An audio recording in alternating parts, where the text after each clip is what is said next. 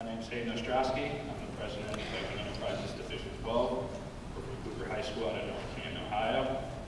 Over here, I have Kyle Arnold, who is Vice President of Production, Don DePietro, Vice President of HR, Mercedes Dunn, Sales Rep, and Dave Lewinsky, he is Vice President of Sales. Right now, I'm going to hand it over to Dom. She's going to tell you a little bit more about our mission statement and different things like that.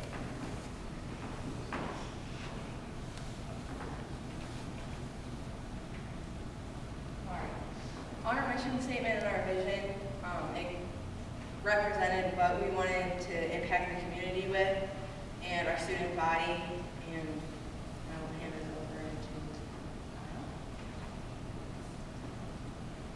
to Our spirit coaster tees were our first idea that we came up with. This idea came from a cheer we do at our football games where we all act like we're on a roller coaster. We then had design problems which led to poor promotion and as a result suspended our sales. We originally ordered 300 of our spirit coaster tees, but 55 of them were defective, so we ended up selling 146. We still have 99 left in our inventory, and our total profit for the t-shirts was about $177. The most unique product that we had was our letter art photography, and what made it so unique was all the photos were actually taken in our community. So the customers wanted it so much, so it was more of a pull product than it was a push. Since people could customize this product, we couldn't really order a bulk amount of them from the start, so they were pre-sale only. We ended up selling 70 frames, 60 of them being our standard frames, and 10 of our higher price point premium frames. And our total profit for this product was around $2,200. Our lessons learned were communication is key. When you're communicating clearly with your vendors and communicating clearly with your other classmates, it makes for a much easier and less tense workplace. And also, motivation throughout the employees is also key. If you have employees not doing what needs to be done, there's a lot of tension created because not all of the work is spread evenly. So when employees are motivated, everyone has work to do and everyone is getting work done without feeling stressed out.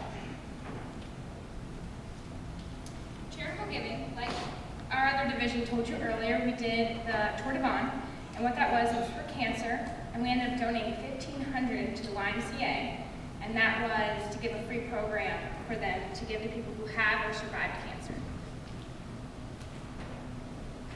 These were pictures from our charitable giving, and all the money we raised were to find the cure for prostate cancer. Thank you.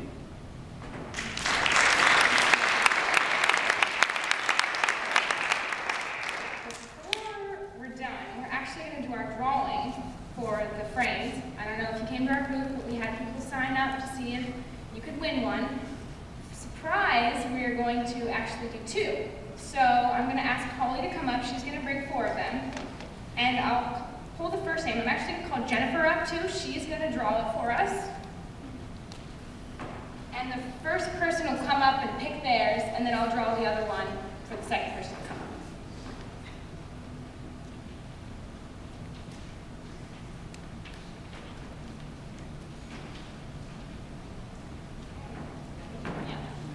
I have to announce that my name is in here, so if I pull it, I hope you get it. All right, first winner, how many are we doing? First one?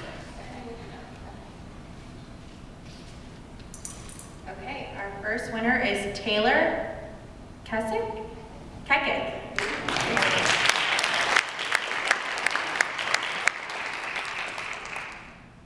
Congratulations. Different frame color, matting color, they're all same piece though. So.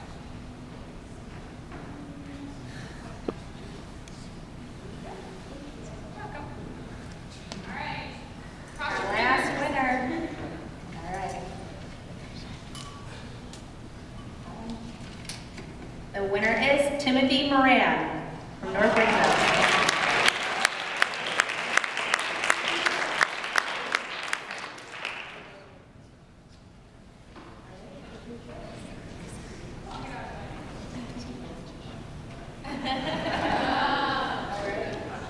Congratulations. All right, time for a judge question and answers. Kudos, congratulations for specifically making a difference in the community that you work. And it's always great to see, businesses are part of the community, and for you to have been able to raise $1,500 is very significant. So you should be very proud of that. One of the things that I guess on the history of this, did you start out selling T-shirts?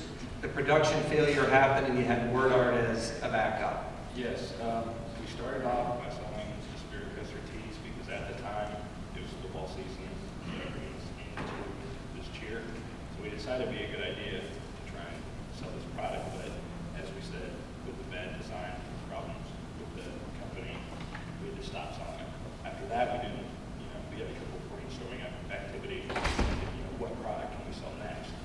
And from that came this idea, which she actually came up with because she has one in her house and decided, when she looks at all these, she doesn't know where the pictures come from. So that's why we took all our pictures locally so people can, see their frame and be like, oh, this is where that picture's from, stuff like that. So that's really how those came to be, was because of our first kind of message. So kudos for making lemonade out of lemons, right? I mean, it could have been a disaster at that point. You guys called an audible and found a way to do it. Businesses don't always start out good, so they gotta fall and pick themselves back up, so that's how. Thank you. How long did you have to make that transition from the time you had to switch gears to the end of the project? Well, it took quite a while to go out and take the pictures, but we brainstormed for about, I want to say, 3 to 4 weeks before we started our new product. We wanted to make sure we had a plan, we had a goal. Our vendors, if we had any, were set up right. We were making sure our plan was set before we started anything else.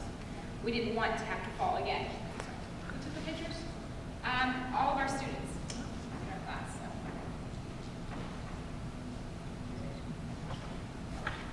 Yeah, again, terrific job. What was the decision point as far as the commissions goes, as far as increasing the commissions? We had kind of a point where we weren't selling as many prints as we wanted to. So as president, I decided, as a motivation technique, I would bump the increase on that to 20 or 10%. So I raised the commissions, yeah. Were you worried that that would cut into your profit, or did you just think that that would boost enough sales to? Not really, because the profit margin on these is pretty high, so we weren't really worried, especially with the premium frames. We didn't have any here, but with those ones, the commissions are very high, but we make a lot of money from them, so we weren't really worried about losing anything. Thanks. I was pretty impressed with that. That was a pretty advanced product for high school kids, and so kudos to you for coming up with that. Out of curiosity, how many did you sell, and how did you market? In our slideshow, we sold a total of 70. 10, I believe, were the premium. The other ones were all standard. We started B2C, which is the business to consumer, which was families. We did flyers to all the elementary schools, our own high school. We actually were interviewed on our HBTV, which is like television that we have at our school. And then we moved it over when the sales were slower and slower. We moved it to B2B, which is business to business. And we got approved the Chamber of Commerce, which each one of us were given a topic. Because in there they have different topics.